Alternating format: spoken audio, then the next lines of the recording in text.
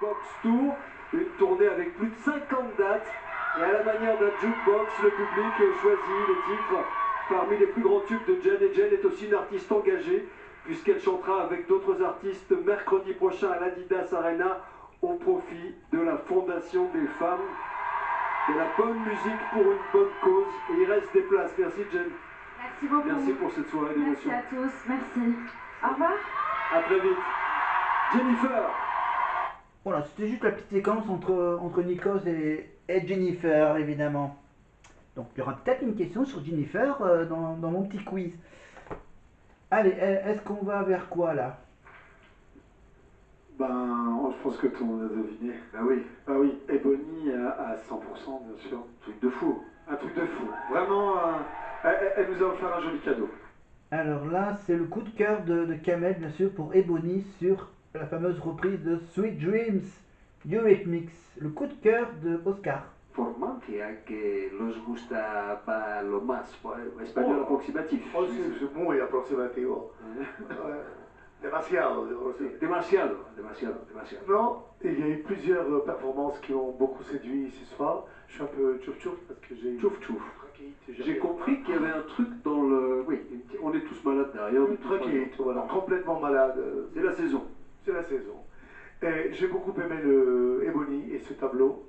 Et j'ai aimé aussi les moulins de mon cœur. À tout point de vue. Chorégraphie, image, le symbole et la chorégraphie. Tout, absolument. C'était grandiose. Merci infiniment. C'était magnifique. Bravo Kamel. Armand Altaï. Ah là là, Ebony était vraiment une grande star. Elle a chanté, elle a bougé, elle a pris la lumière d'une manière magnifique. C'est sûr aussi, je trouve que Charles a fait une montée vertigineuse. C'est très beau aussi. C'est difficile de choisir. Compliqué. Mais bon, Ebony à l'unanimité quand même revient dans le débat. D'ailleurs, vous aussi à la maison, quelle était votre performance préférée? Hashtag Star Academy, la réponse sur les réseaux sociaux. Pour finir, Mathieu Gonnet, vous avez fait le débrief cette semaine. Tout à fait. À qui allez-vous remettre le coup de cœur de la soirée? Moi, c'est un coup de cœur pour plusieurs raisons. Parce que ce que j'aime voir dans ce programme, ce sont les progrès. C'est de voir une jeune artiste ou un jeune artiste qui travaille du matin au soir. Ce n'est pas qu'une émission de télé, ça bosse vraiment. Et la semaine dernière, j'ai trouvé, et je lui ai dit ouvertement que Charles était passé à côté de son titre quand il a chanté. Et ce soir, j'ai vu un Charles qui s'est repris en main. Il a envoyé. Qui a envoyé et qui vraiment a fait preuve d'un talent incroyable. Et si je mélange ça avec ma Lulu d'amour, ma Lucie, avec les moulins de mon cœur, je trouve que ça a été un tableau sublimissime qui m'a bouleversé. Et moi, c'est mon grand coup de cœur. Charles, bon, on va se connecter avec le bus, avec Karima qui lui annoncera cette bonne nouvelle. Karima, est-ce que vous nous entendez?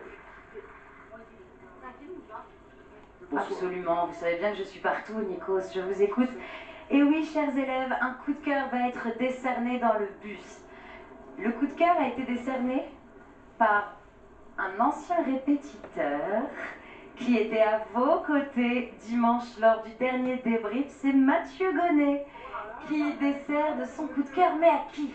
À quel élève? Eh bien, il a décidé de le décerner à quelqu'un où il a vu les efforts ce soir, où il a vu que cette personne avait énormément donné. Il a vu une véritable différence avec le prime de la semaine dernière. Et je répète les mots de Mathieu. Tu as envoyé, Charles. Tu es le coup de cœur de Mathieu Gonnet ce soir. Avec également... Ah ouais, il y a plein de paillettes. On a mis des paillettes dans ta vie, là, avec Mathieu Gonnet. Charles, comment tu t'es senti sur ce prime si on fait une petite comparaison avec la semaine dernière? Eh ben, je me suis carrément senti mieux. En vrai, En vrai. Oui, pardon, excusez-moi. Voilà, donc... voilà, il est content, Charles. Le coup de cœur de Mathieu Gonnet pour sa prestation avec Marguerite sur les moulins de mon cœur. Alors, j'en profite rapidement, voilà, pour... je vous ai pas donné la deuxième question. Je vous ai pas donné la deuxième question sur les profs. Une seule de ces personnalités n'a jamais été prof de chant à la Starac. une seule de ces personnalités n'a jamais été prof de chant à la Starac. C'est qui? Isabelle Charles, Armand Altaï ou Adèle Van Damme? Facile. Là, je donne une question facile. Donc là, je suis obligé de voyager entre deux trucs. Voilà. Après, voilà, on pouvait également jouer sur Jennifer. Voilà, par exemple, quand a-t-elle gagné la Starac? La date exacte. Le 2 janvier 2002, le 12 janvier 2002, le 22 janvier 2002. La bonne réponse était le 12 janvier 2002. Voilà. Voilà. Et qu'est-ce qu'il y avait comme d'autres questions sur Jennifer? Ah oui, quelle est la date? Alors, il faut vraiment tout connaître sur Jennifer. Quelle est la date de naissance de son fils Aaron?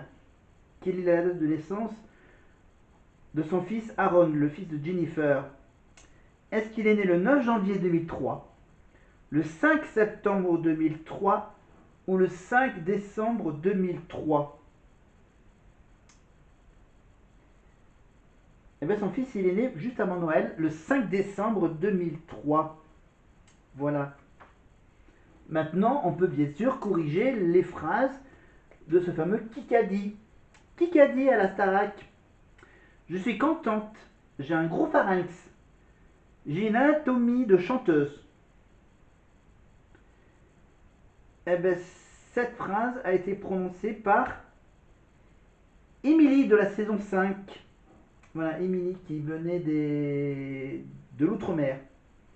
Voilà, ce n'est pas Lucie de la saison 5 et ce n'est pas Emma Domas qui a prononcé cette phrase. Mais la phrase suivante, je t'ai regardé avec la queue de l'œil. Je t'ai regardé avec la queue de l'œil. Cette phrase a été prononcée logiquement par un garçon. Voilà, et c'est bien sûr Jérém de la saison 2. Voilà. Qui a regardé quelque chose avec la queue de l'œil. Voilà, on corrige rapidement avec les questions sur Nikos. Alors, question sur Nikos, évidemment, l'émission dans laquelle il a été chroniqueur grec, évidemment en 98 avec Christine Bravo sur France 2, c'est évidemment, il n'était pas chroniqueur, il n'y a pas de chroniqueur dans Grain de Star, c'était Laurent Boyer. Et dans Une famille en or, t'as qu'un seul animateur et deux familles qui s'affrontent. Ce n'est pas ce jeu-là, c'est tout simplement Union Libre, évidemment. Ah, Christine Bravo. Avec donc, il y avait donc tous les pays d'Europe. Chaque pays d'Europe était représenté plus ou moins par un chroniqueur. Tu avais l'Angleterre, l'Italie, tu avais David Lowe pour l'Angleterre, tu avais l'italien, tu avais l'espagnol, Espagne, Allemagne, tu n'avais pas le Portugal, si tu avais peut-être un portugais. Voilà, Union Libre, donc voilà, c'est facilement retrouvable sur YouTube, sur internet, vous tapez Nikos, Union Libre, grec. Vous tomberez donc dans les moments les plus cultes entre Nikos et Christine Bravo.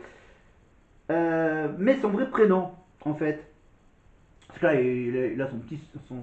C'est un peu son pseudo d'animateur télé, Nikos, voilà, pour que ça fasse moins grec. Même s'il il garde son nom de famille Ayagas, mais son vrai prénom. Son vrai prénom, c'est joli, c'est Nikolaos. Nikolaos Ayagas. Voilà. Ce n'est pas Nikolai. Nikolai, ça fait un peu russe. Et ce n'est pas Niklos. Voilà. Donc, bon, je donne la réponse à la question 3, parce que la question 3 est facile. Son pays d'origine, c'est bien sûr la Grèce. Hein, il n'est pas d'origine allemande ni italienne. Hein. Bon, italienne, même si l'Italie, c'est un peu à côté de la Grèce. Mais en fait, la question 4. Il a fait ses études supérieures. Ah oui, il a fait des grosses études. Dans un célèbre établissement, mais lequel? Facile. Facile, parce que là, les propositions. La Sorbonne, Harvard ou la Star Academy. Les auteurs. Voilà. Mais concernant les profs, l'interro des profs, connaissez-vous bien les profs? La seule prof qui n'a pas participé à toutes les saisons de la Starac, les 7 premières saisons de la Starac, c'est Raphaël Ricci, bien sûr, parce que bien sûr il a été remplacé par Maïloli en saison 4. Voilà la réponse. Voilà. Et laquelle de ces personnalités n'a jamais été prof de chant à la Starac? C'est bien sûr Adèle Van Damme, évidemment. Elle, c'est pas le chant, c'est plutôt le sport, le fitness. Le fitness, Adèle, où tu veux, quand tu veux, ma belle. Dans le jacuzzi ou dans le CSA, on fera nos steps sur les caméras. Voilà, ça c'est la chanson des élèves de la Starac 4, la chanson interprétée par Harlem. Voilà. On continue avec les profs. 2 questions profs de la Starac. Quel prof a lancé à Emma Domas pendant la Starac 2 cette phrase? Emma, tu as le cul d'une poule. Emma, tu as le cul d'une poule. Pas quelques mots près. Voilà. Qui a annoncé à Emma pendant la Starac 2? Emma, tu as le cul d'une poule. Kamel Wally, Raphaël Ricci ou Mathieu Gonnet? Lequel des 3? Est-ce que c'est Kamel? Est-ce que c'est Rafi? Ou est-ce que c'est Mathieu Gonnet? Question 4 pour les profs. Comment s'appelle le prof de théâtre argentin, chouchou des élèves?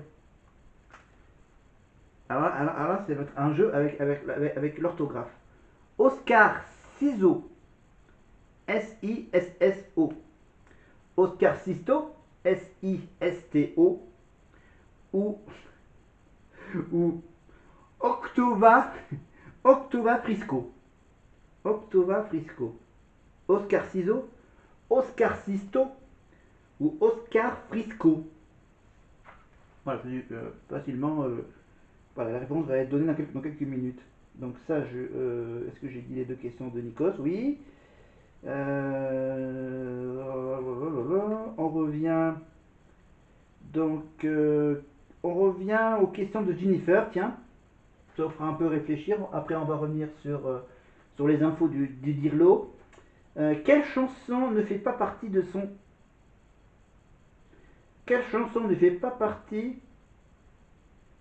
album sorti en 2007? Quelle chanson ne fait pas partie de son album sorti à peu près en 2007? Attention, douleur fraîche, nos points communs, nos futurs. Quelle chanson ne figure pas dans l'album sorti en 2007 de Jennifer? Attention, douleur fraîche, nos points communs ou nos futurs.